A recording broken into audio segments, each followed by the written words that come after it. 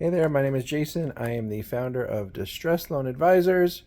I am here with my associates, Gracie and Rosie. I feel like I do all the work around here. I am a consultant that specializes in SBA workouts and offer and compromise. I do offer and compromise for pretty much everything other than EIDL loans. For EIDL loans, I can do a 30-minute consultation and explain your options. Unfortunately, right now, offer and compromise is not one of them. Today, I want to talk about liens on your home. There's a couple different scenarios that tend to come up around liens on people's personal residences when they have been required to pledge them as collateral for their loan. So, first, let's talk about in the context of an offer and compromise. If you had to pledge your home as collateral, part of the calculation or part of the value that you're going to have to include is equity in your home, in particular, if you pledged it as collateral. So in other words, if they have a lien or a deed of trust on your home, how much equity is in the property is generally going to be the starting point. And the reason is, from your lender's standpoint, just offering them the value of the equity in the home is not going to be sufficient to get your personal guarantee released. And the reason is that they've already got your home as collateral. So in other words, if they were to, in theory, foreclose on it, they're going to get that money anyway. So what I always tell my clients is your offer is going to start at the amount of equity in the home and then go up from there. Now, calculating equity isn't necessarily just taking the market value minus what you owe on your mortgages. You can take a little bit of a discount. And the reason for the discount is to approximate costs that the lender would have if they did foreclose. Generally speaking, you can take a discount of 10 to 20% off the market value to figure out what is known as the liquidation value. So if my home is worth $500,000, I may calculate equity by saying, okay, 80% of 500,000 is 400,000. So in other words, I've taken 20% off. And then from there, I would subtract out what I owe, and that's an approximation of equity. Now, the 80% number, that's the most aggressive that I've seen. Some banks will only allow a 10% discount. So in those cases, they would look at a $500,000 home and say, okay, 90% of that would be 450. So you'll notice the liquidation value of 450 versus a more attractive, for the borrower anyway, 400 when calculating equity. So that's usually our starting point. And the other thing that I want to note is that whenever we are negotiating the release of the home as part of an offer and compromise, we include that as part of the offer and compromise. Every once in a while, I'll have a lender who says, oh, well, pay us for the equity of the home first, and then we'll talk about your personal guarantee. My recommendation is don't agree to that, push back on that. The SBA is clear that all the business assets do need to be liquidated prior to an offer and compromise.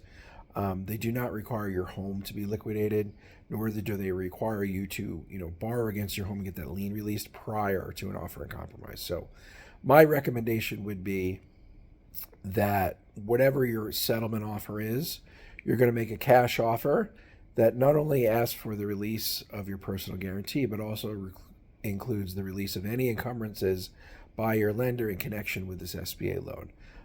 And that way you're not doing two negotiations, you're doing one. So that's the first thing I want to mention about liens on homes. The second thing I want to mention is how personal bankruptcy impacts liens. So the way it works is if you file for personal bankruptcy and they have a lien on your home and the home has equity in it, the bankruptcy will relieve you personally of the obligation, so they can no longer, go after your bank account or your car or any other liquid assets that you have. But it does not release the lien on the home. And I know this because for years, one of the services that I provided people is negotiating lien releases. And so basically, here's what happens. You file for personal bankruptcy. During that period, the bank's not really going to want to talk to you. There's something called automatic stay, where lenders, creditors are legally not allowed to try to collect from you while you're going through bankruptcy. So usually they're not going to want to have any discussions with you. Once you get your discharge papers, at that point, you're not personally liable, but if they've placed the lien on your house and taken it as collateral previous, like when you first took the loan, you would need to go back to the lender and make them a cash offer. Now, because it's not an offer in compromise, it means that generally, if the bank is a preferred lender, they have the ability to make the decision on their own about how much to release the collateral for. And according to the last servicing matrix that I saw for the SBA, like the rules that sort of govern what lenders have to get approval for and what they don't, the last servicing matrix did not require the lender, not only did they not have to get SBA approval, they didn't even really need to notify them. So the banks can really make their own decision on this. And again, I just want to really emphasize, if it's just a matter of getting a lien released from your home, this does not require an offer in compromise. And I've had tons of lenders get confused on this, and we always have to push back. Releasing the lien by itself, if you filed for bankruptcy and there's no personal liability, that does not require an offer in compromise. So what we do for the lien release is we have to make a cash offer. Most banks want a lump sum cash offer. They kind of just want to be done with it. They don't want to take payments over time.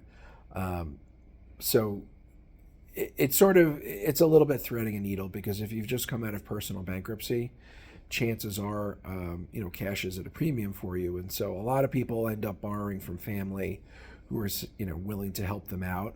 To a lesser extent, some lenders may consider payments over time, but in my experience, a lot of them don't like it. And you have to keep in mind too, that if you work out a deal with your lender for a payment plan, they are most definitely not going to release their lien until you pay every single payment. So if you work out a 10-year payment plan, that lien's going to sit there, which again is another reason why really you want to get the lien released with a lump sum, pay them their amount, have them release the lien, and then you'll be done with them.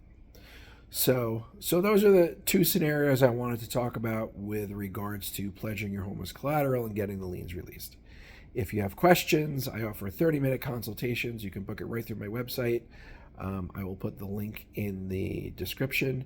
If you found this video to be helpful, please like and subscribe and tell a friend. I'm getting tons of inquiries through my YouTube videos, which is awesome.